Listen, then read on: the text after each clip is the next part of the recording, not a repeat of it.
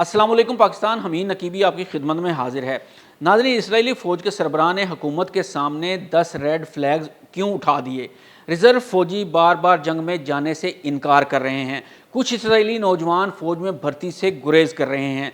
फ़ौजी क़यादत कह रही है कि मुसलसल जंग ने फ़ौज को थका दिया है। और इसराइल के अंदर अपोजिशन और शहरी अब एक सवाल उठा रहे हैं कि आखिर ये जंग ख़त्म कब होगी। लेकिन सवाल ये है, क्या ईरान ने इसराइल को मैदान जंग में शिकस्त दे दी है? नहीं, बिल्कुल नहीं। तो फिर दुनिया की जदीद तरीन फ़ौजों में शुमार होने वाले इसराइली फ़ौज के अंदर ये रेड फ्लैग्स क्यों उठाए जा रहे हैं? जंग के मुहाज पर जाने से क्यों गुरेज किया जा रहा है? रिज़र्व फ़ौजियों में थकन क्यों?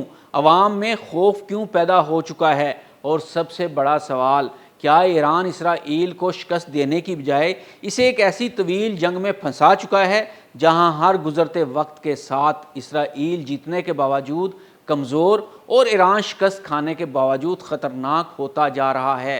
क्या ईरान ने इसराइल के ख़िलाफ़ वाकई यही खेल शुरू कर दिया है और शायद ईरान इसी मुकाम पर सबसे ख़तरनाक खेल खेल रहा है? देखिए नाज़रीन, इसराइल की फ़ौज का बुनियादी ढांचा दुनिया की दूसरी बड़ी अफ़वाज से बिल्कुल मुख्तलिफ है। इसराइल एक छोटा सा मुल्क है, इसलिए इसकी फ़ौज बड़ी तादाद में रिज़र्व फ़ौजियों पर इंसार करती है। यानी एक शख्स आम दिनों में डॉक्टर, इंजीनियर, ताजर या तालिब इल्म होता है, लेकिन जंग शुरू होते ही इसे फ़ौजी वर्दी पहनकर मुहाज पर पहुँचना पड़ता है। ये निज़ाम मुख्तसर जंगों के लिए इंतहाई मौसर है, लेकिन मसला इस वक्त शुरू होता है जब जंग चंद दिनों या चंद हफ्तों की बजाय सालों तक फैल जाए। अक्टूबर 2023 के बाद इसराइली फ़ौज ने गज़ा में तवील जंग लड़ी। फिर लुबनान, शाम, मगरबी किनारे और ईरान से जुड़े मुहाज सामने आए। हर नए मुहाज का मतलब था मज़ीद फ़ौजी, मज़ीद रिज़र्व, मज़ीद तवील ड्यूटी। और फिर मार्च 2026 में इसराइल के chief of staff lieutenant general Eyal Zamir ने काबीना के सामने वो वार्निंग दी जिसने पूरी दुनिया की तवज्जो हासिल कर ली।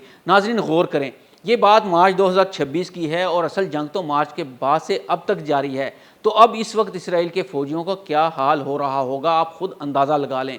क्योंकि मार्च में ये कहा गया था कि फ़ौजी जंग में जाने से इनकार कर रहे हैं और फ़ौजी थक चुके हैं, और आज तो जंग पीक पर है। इस वक्त तो इसराइल के रिज़र्व फ़ौजी जंग का नाम सुनकर ही छुपने लग जाते हैं। रिपोर्ट्स के मुताबिक ज़मीर ने हुकूमत के सामने 10 रेड फ्लैग्स उठाए और ख़बरदार किया कि मुसलसल कई मुहाज़ों पर जंग ने इसराइली फ़ौज को शदीद दबाव में डाल दिया है। रिपोर्ट में यह भी बताया गया है कि फ़ौज को हज़ारों एहलकारों की कमी का सामना है, जबकि रिज़र्व फ़ौजियों पर मुसलसल इंहिसार ने पूरे निज़ाम को दबाव में डाल दिया है।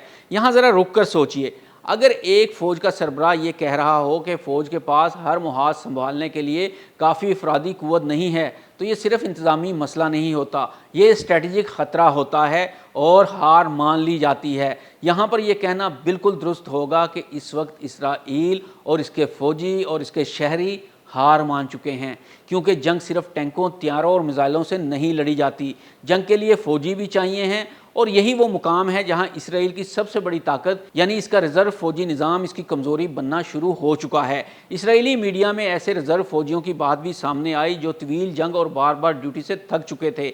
बाज़ फ़ौजियों ने अपने रोज़गार, ख़ानदान और तालीम पर पड़ने वाले असरात का जिक्र करते हुए बताया कि मुसलसल फ़ौजी सर्विस ने इनकी मामूल की ज़िंदगी को शदीद मुतासिर कर दिया है। अब तसव्वुर कीजिए, एक शख्स पहले कई माह जंग में गुजारता है, फिर घर वापस आता है, अपनी नौकरी या कारोबार संभालने की कोशिश करता है, अपने ख़ानदान को वक्त देता है और फिर दोबारा से इसे मुहाज पर बुला लिया जाता है। एक बार नहीं, बार बार। यहाँ सवाल पैदा होता है, क्या इसराइली फ़ौज की ताकत ख़त्म हो रही है? जी हाँ, बिल्कुल ऐसा ही है। लेकिन क्या इस फ़ौज पर दबाव भी बढ़ रहा है? इसका जवाब खुद इसराइली फ़ौज की क़यादत दे रही है। इसराइली चीफ ऑफ स्टाफ ने रिज़र्व कमांडरों से ख़िताब में खुद फ़ौजी थकन के मसले को तस्लीम किया और कहा कि रिज़र्व फ़ौजियों की थकन से निमटना ज़रूरी है। यानी ये कोई दुश्मन का प्रोपेगेंडा नहीं है, इसराइली फ़ौज खुद इस मसले को तस्लीम कर रही है। लेकिन कहानी सिर्फ फ़ौज तक महदूद नहीं है। इसराइली अवाम भी एक अजीब नफसियाती कैफियत से गुजर रहे हैं। एक तरफ इसराइल के अंदर ईरान के खिलाफ सख्त कार्रवाई की हमायत मौजूद है।